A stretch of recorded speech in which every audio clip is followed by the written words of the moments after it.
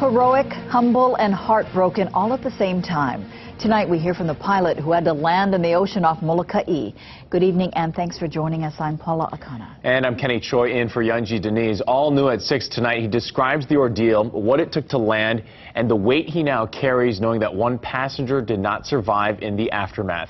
As KITV4's Laura Yamada shows us in tonight's top story, the doomed flight ended as quickly as it began. All I know is bang, and I had an annunciator panel that was nothing but red and yellow lights, and fire warning was going off, and I was like, okay, I'm in trouble. No time to think, just do. Moments after pilot Clyde Kawasaki took off from Kalaupapa, he knew he was going right back down. Knew that I had to head for land, and I was heading the wrong direction. We were just coming down too quickly to stretch the glide, and I said, we're going to go for a swim. Kawasaki says his focus was on keeping control of the Cessna Caravan like this one.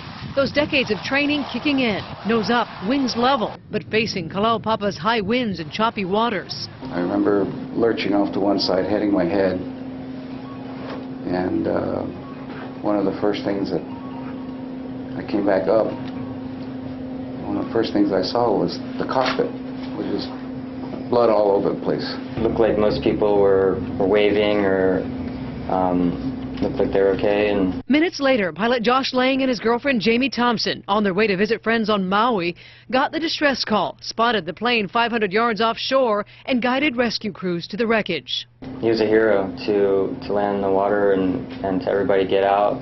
It's just amazing. He's definitely a hero for doing what he did. Kawasaki wouldn't learn until later. One of the passengers who got off the plane safely later died. State Health Director Loretta Fuddy. I didn't understand how it could have happened, because everybody seemed fine when we got out of the airplane.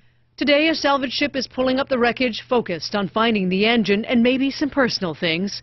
As for Kawasaki, he says despite the ordeal, he has no plans to stop now, willing to carry this mark with a heavy heart.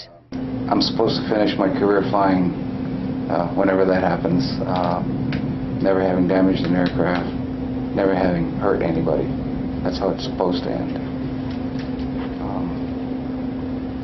But obviously that's not going to happen now. Laura Yamada, KITV4 News.